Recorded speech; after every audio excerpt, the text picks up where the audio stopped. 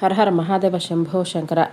మేషరాశి వారు మే 2, 3, 4, 5వ తేదీల్లో పొరపాటున కూడా ఈ 3 ప్రదేశాలకు అస్సలు వెళ్ళవద్దు. వెళితే మీకు పెను ప్రమాదం అనేది పొంచి ఉంటుంది. కాబట్టి మేషరాశి వారు ఎన్ని పనులు ఉన్నా సరే కాసేపు పనులన్నీ పక్కన పెట్టి ఈ వీడియోని మీరు పూర్తిగా వినటానికైతే ప్రయత్నించండి. ఎందుకంటే మనకు అన్ని పనులు ముఖ్యమే అని మనం భావిస్తూనే ఉంటాము. కానీ అన్నింటికంటే ఈ భూమి మీద విలువైనది కొన్ని కోట్ల లక్షలతో కోట్లతో బంగారంతో వేటితో కూడా వెలకట్టలేనిది. అదేమిటంటే మనిషి ప్రాణాలు అనే మనం చెప్పుకోవచ్చు.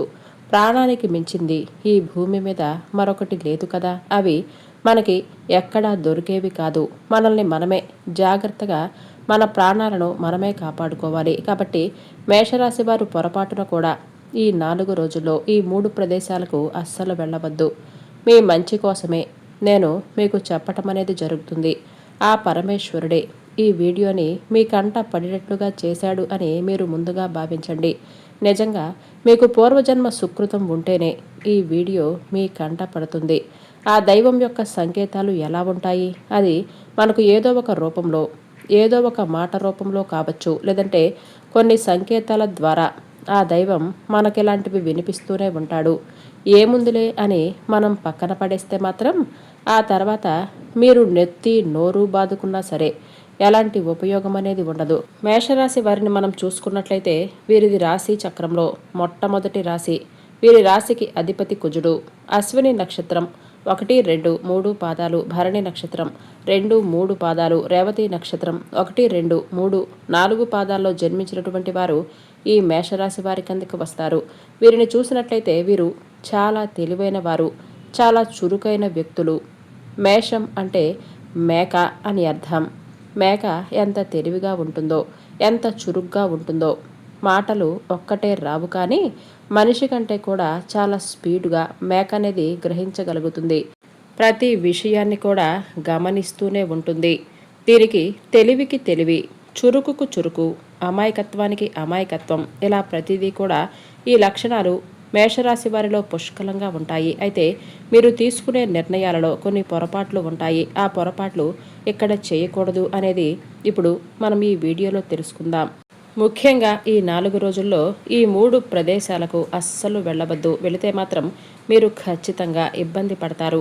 ఈ మేషరాశి వారు ఏమిటంటే చాలా సరదాగానే ఉంటారు. వీరికి ఎప్పుడు కూడా చుట్టూ నలుగురిలో కూర్చోవటం, నలుగురు ఉండటం, నలుగురితో మాట్లాడటం, స్నేహితులని బంధువులని ఇలా వీళ్ళ దగ్గరికి ఎవరో ఒకళ్ళు రావటం, లేకపోతే వీళ్ళే ఎవరో ఒకళ్ళ దగ్గరికి వెళ్ళటం, కాస్తంత సరదాగా సందడిగా ఉండటానికి ఎక్కువగా ఇష్టపడతారనే చెప్పుకోవచ్చు. అంటే ఎప్పుడైనా అటు ఇటు వెళుతూ ఉందామా, ఏదైనా దైవ దర్శనానికి వెళుతూ ఉందామో, కొన్ని రకాలైనటువంటి ప్రయాణాలు చేస్తూ ఉందామో, సరదాగా జీవితాన్ని గడుపుతామో, ఎప్పుడూ ఒకే చోట ఉంటే బోరుగా ఉంటుంది.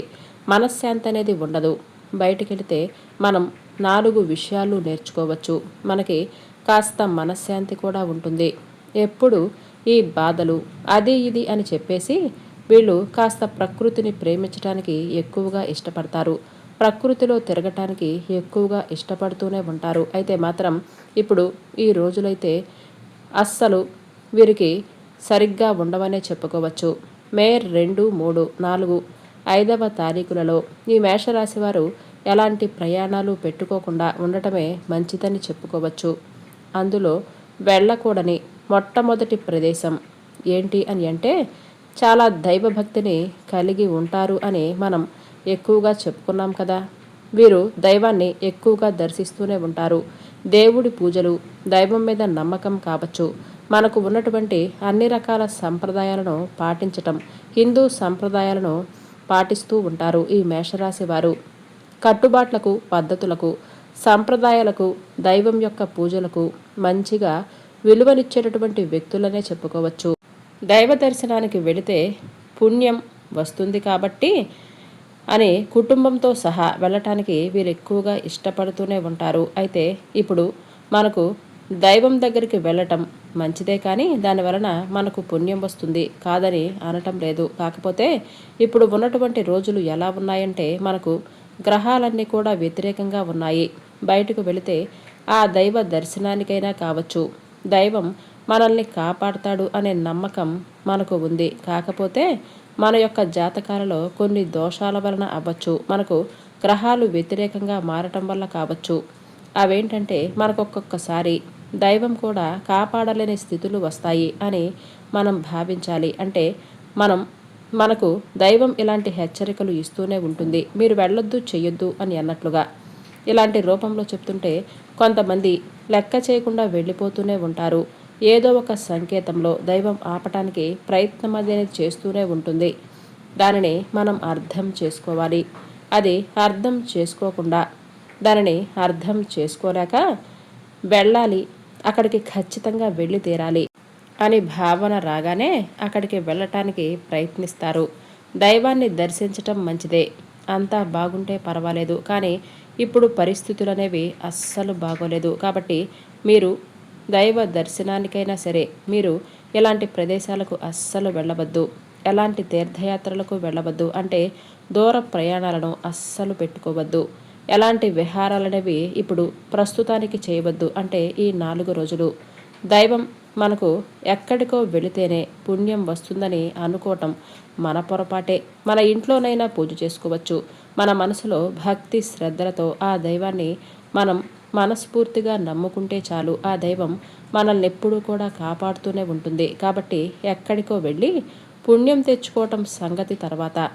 ఏం జరిగిద్దో అంటే వెళ్ళిన మనుషులు క్షేమంగా వస్తామో లేదో కూడా తెలియని రోజులు. అంటే ఈ 4 రోజులు మీకు గడ్డు కాలమనే చెప్పుకోవచ్చు. మే 2, 3, 4, 5వ తేదీలలో ఈ మేషరాశి వారు ఎలాంటి దైవ దర్శనాలు, పుణ్యాలు, పాపాలు అని మీరు అస్సలు పెట్టుకోవద్దు. చక్కగా ఇంట్లోనే పూజ చేసుకోండి, మనసులో కొలుచుకుంటూ ఉండండి. మీకు అంతకంటే పుణ్యం అనేది మరొకటి దొరకదనే చెప్పుకోవచ్చు. ప్రమాదాల దగ్గరకు మనమే వెళ్ళి ప్రమాదాలను కొని తెచ్చుకోవద్దు. ఆ తర్వాత మళ్ళీ మీరెంత బాధపడ్డా కూడా ఉపయోగం అనేది ఉండదు. అలాగే కుటుంబంలో అందరూ గుళ్ళకు వెళ్ళిపోతూ ఉంటారు. అలా కుటుంబంలో అందరూ వెళ్ళేటటువంటి రోజులు కూడా కాదు. ఈ రోజులు ఎప్పుడైనా సరే కుటుంబంలో 2, 3 సరే ఇంట్లోనే ఉండి ఒకళ్ళు 2 వెళ్ళే ప్రయత్నం చేయండి. ఎందుకంటే పరిస్థితులే అలా ఉన్నాయి. అందరూ ఒకేసారి వెళ్ళారు అని అనుకోండి, చాలా దురదృష్టం శాతమైతే మీకు ఎక్కువగా ఉంటుందనే చెప్పుకోవచ్చు. మీరు ఇబ్బందుల పాలవుతారు. కాబట్టి అందరూ వెళ్ళే రోజులు కూడా కాదు. కాబట్టి ఈ మేషరాశి వారు ఈ 4 రోజుల్లో ఎలాంటి ప్రదేశాలకు మాత్రం దేవుడని మీరు అస్సలు వెళ్ళవద్దు.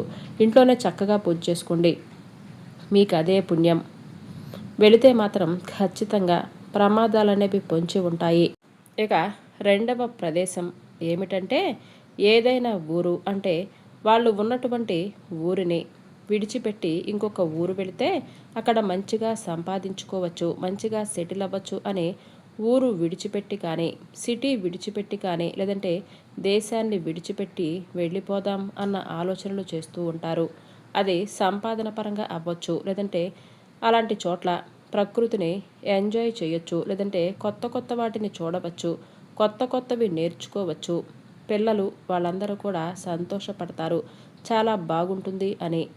అలా ఫ్రెండ్స్ కానివ్వండి, ఇలాంటి వాళ్ళందరూ ఇక్కడ ఏముంటుంది, అక్కడైతే బాగుంటుంది అని చెప్పి కొంతమంది చెప్తూనే ఎంకరేజ్ చేస్తూ ఉంటారు. అలాంటి వాటికి కూడా మీరు ప్రజెంట్ అయితే వెళ్ళవద్దు. ఈ 4 రోజులైతే ఏ మాత్రము మీకు బాగోలేదనే చెప్పుకోవచ్చు. కాబట్టి మీరు ఉన్న చోటే ఉండి ఏదైనా పని చేసుకోండి, మనకు అదే చాలు.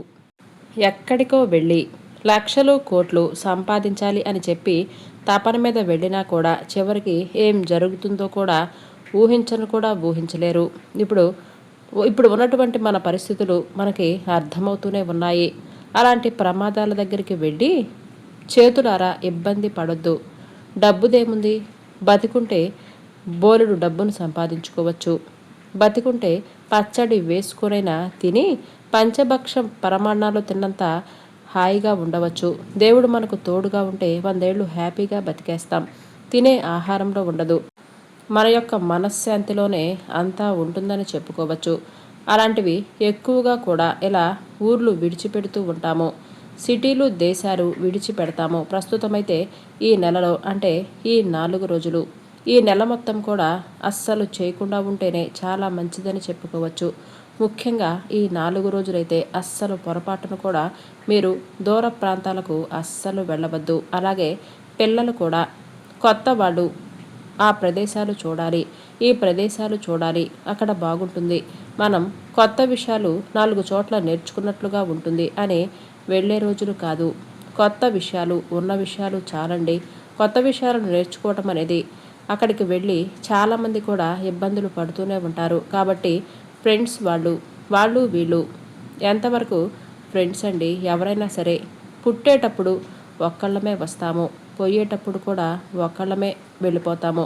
చెప్పుకోవటానికి చుట్టూతా 10 మంది ఉన్నా కూడా కష్టమో నష్టమో వచ్చిందంటే ఆ టయానికి ఎవరు కూడా మనకు తోడుగా రారు. కాబట్టి మన కష్టం మనమే పడాల్సి వస్తుంది. కాబట్టి వాళ్ళున్నారు వీళ్ళున్నారు అని ఇలాంటివి ఎప్పుడు కూడా మీరు కోరి తెచ్చుకోవద్దు, ఎక్కడికి వెళ్ళవద్దు. కొత్తదాన్ని చూద్దామని మీరు పొరపాటున కూడా ఈ 4 రోజుల్లో అస్సలు అనుకోవద్దు. ఈ నెలలో కూడా మీరు వెళ్లకుండా ఉంటేనే చాలా మంచిదని చెప్పుకోవచ్చు. ఇక 3వ ప్రాంతం, మీకు విలువలేని చోటుకు అస్సలు వెళ్ళవద్దు. మన బంధువులే అవ్వచ్చు, మన రక్త సంబంధికులు అవ్వవచ్చు. మనం చూసుకున్నట్లయితే కొంతమంది మనుషులను చులకనగా చూస్తూ ఉంటారు. అంటే వారికి ఆస్తిపాస్తులు ఉన్నాయి అనే అహంకారం, ఎదుటి వాళ్ళకంటే తక్కువ ఉన్నాయని కానివ్వండి, లేకపోతే అసలేమీ లేదని కానివ్వండి, మనుషులంటే చాలా తేలికగా తీసి పడేస్తూ ఉంటారు. అలాంటి వారు ఇళ్లకు పిలిచి కూడా అవమానాలు చేస్తూ ఉంటారు. కాబట్టి అలాంటి విలువలేని ప్రదేశాలకు పిలిచినా కూడా వెళ్ళవద్దు. వెళితే మాత్రం మీరు ఖచ్చితంగా అవమాన పాలవుతారు. ఎందుకంటే వాళ్ళు అవమానించడానికే పిలుస్తుంటారు. వాళ్లకు అదొక టైం పాస్ అని చెప్పుకోవచ్చు. కాబట్టి వాళ్ళ దగ్గరకు వెళ్ళి అవమానం పడి బాధపడి మనసునంతా అల్లకల్లోలం చేసుకునే కంటే ఉన్న చోటే ఉండటం చాలా మంచిది. దానివలన కుటుంబంలో కూడా గొడవలు అవుతూనే ఉంటాయి. ఎందుకంటే వీళ్ళు చేసిన అవమానానికి మైండ్ అంతా గజిబిజి అయిపోయి ఇంట్లోకి వెళ్ళి కుటుంబం మీద, పిల్లల మీద అరవటం, భార్య మీద అరవటం, భర్త మీద అరవటం ఇలాంటివి చేస్తూనే ఉంటారు. కాబట్టి మేషరాశి వారు విలువలేని చోటుకి అస్సలు వెళ్ళవద్దు. వెళితే మాత్రం మనసు దెబ్బతింటే అది కూడా మనకు అంతా నష్టమే కదా. కాబట్టి అలాంటి విలువలేని చోటుకి మాత్రం మీరు అస్సలు వెళ్ళవద్దు. వెళ్ళి సమస్యలను కొనుక్కొని తెచ్చుకోవద్దు. కొంతమంది అయితే కొన్ని ఇబ్బందులను కూడా గురి చేస్తూ ఉంటారు. తెలియకుండా నష్టాలు కూడా చేస్తారు. కాబట్టి అలాంటి వారికి అలాంటి అవకాశాలను మీరు అస్సలు ఇవ్వవద్దు. ఈ రోజుల్లో మారేవాళ్ళు ఎవ్వరూ లేరు. ఎవరినో మంచిగా మార్చే కంటే మనమే మారిపోతే సరిపోతుంది కదా. అలాంటి మనుషులకు అంటే చెడ్డ మనుషులకు మనం పక్కకు వెళ్ళిపోతే అదే మంచిది కదా. కాబట్టి ఈ 3 ప్రాంతాలకు మీరు అస్సలు వెళ్ళవద్దు.